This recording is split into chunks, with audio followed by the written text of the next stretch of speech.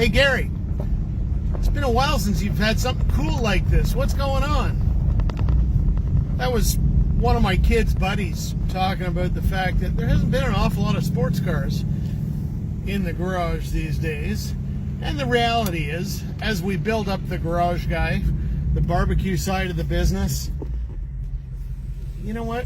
Haven't been reviewing as many cars, haven't driven as many cool cars, and haven't had as much access to the really cool stuff. But you know, we're trying to work on a little bit more video, and so here I am with the 2019 Ford Mustang Bullitt edition. Now, if you've got any automotive pop culture knowledge, you know that Detective Frank Bullitt was the star of a movie called Bullitt back in the, I guess, late 60s, early 70s.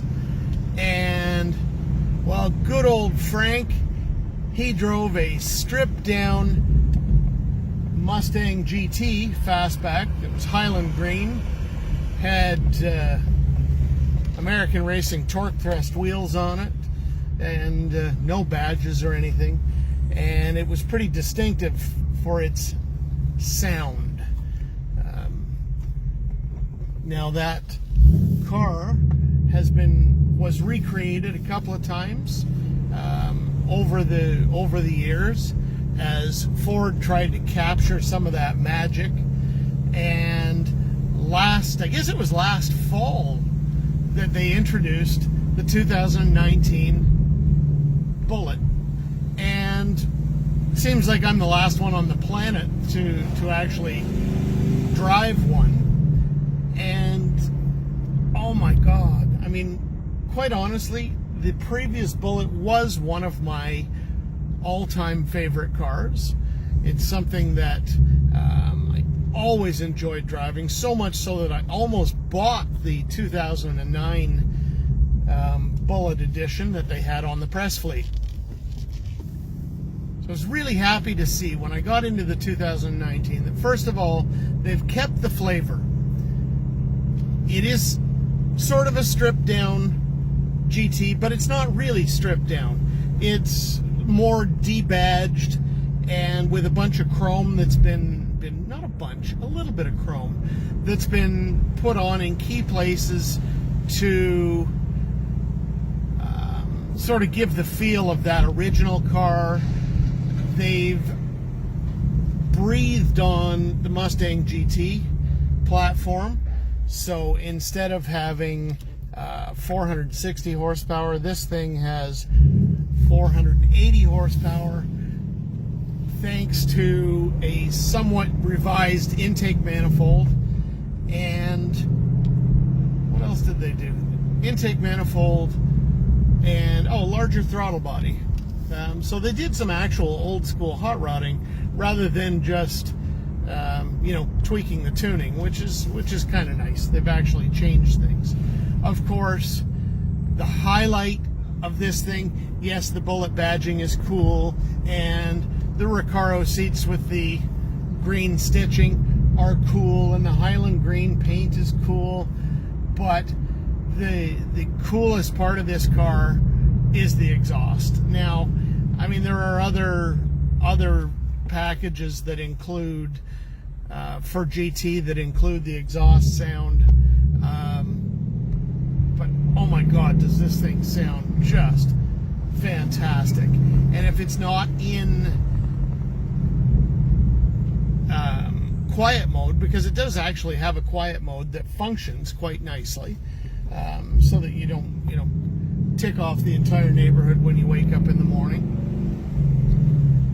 It is, honest to God, probably one of the loudest production cars on the market these days, and some people may find that offensive. Personally, I just think it's the best. Like, come on, you can never ever get tired of that V8 roar. And I mean, it's not a traditional V8 roar. You look at these Coyote V8s have, this thing's got a red line of about 7,400 RPM, and I think the peak power is in the mid sixes, so that last 1,000 RPM isn't getting you a ton more power, but what it is giving you is an absolute glorious sound, providing you're responsible speed-wise, because let's face it, second gear you can be at well close to 100 miles per hour. I haven't tried out the actual number, but it's obviously because I've only driven it on the street. But you wind it out in second gear, and like, you can put yourself in jail very, very quickly. So, in other words, you drive this car sensibly. Well, not sensibly. You drive around in first and second gear and make all kinds of silly noises and have a lot of juvenile fun. Price tag wise, this car as it sits, I think, is about 61 and change with all its goodies. And considering, I think you're 50 something for a fully loaded GT, I don't think that's all that terrible a price. I mean, I'm not going to be buying one anytime soon, although I'd like to. I think it's a pretty fair price for the car that you're getting, and it really is an absolutely fantastic car. Talking about that 480 horsepower, and talking about the ongoing jokes about Mustang drivers and cars and coffee type meets where guys peel out and put it straight into the rhubarb or in a crowd. Well, 480 horsepower, even in track mode where there is still some electronic intervention, one does have to have one's wits about one when they get hard into the throttle. If you're pushing this car hard out in the country, say you've got an open stretch of road in your second and third gear, the back end does try to kick out even in a straight line. It does demand your attention when you push it. So in other words, have your wits about you, learn how to drive, and don't drive like an idiot on the road. I've long said that the Mustang, out of the three traditional North American muscle cars, Mustang is probably the best all-rounder. It gives whatever level of performance you are after, you can get. You've got a decent sized trunk. You can actually put people in the back seat, preferably small people, but you can put people in the back seat. And yet, depending on the model, using this Bullitt as an example, it's perfectly happy as a track day car. And without making a joke, it is bulletproof. Real strong drive line.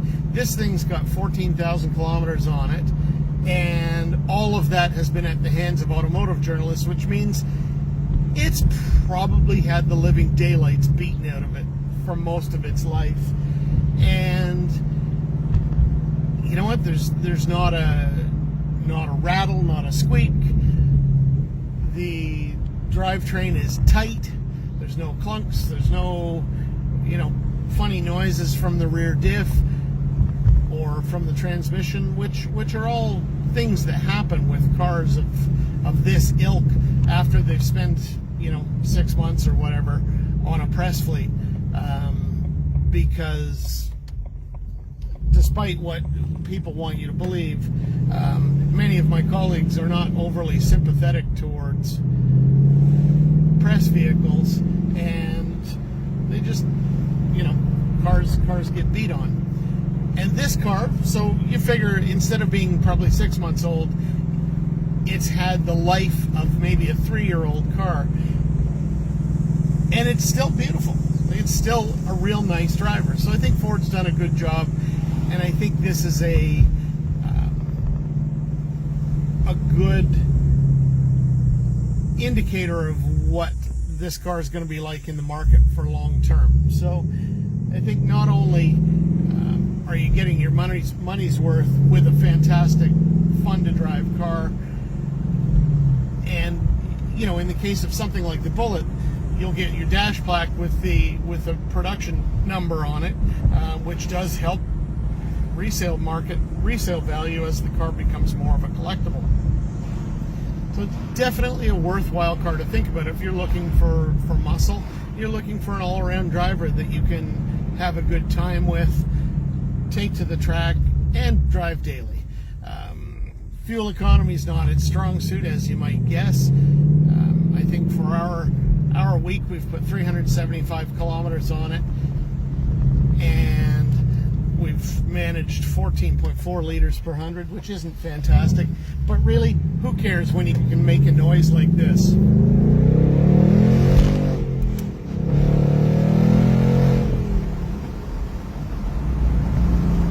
And with that, that's it for this review. Please visit us at thegarageguy.ca on Facebook, on Instagram.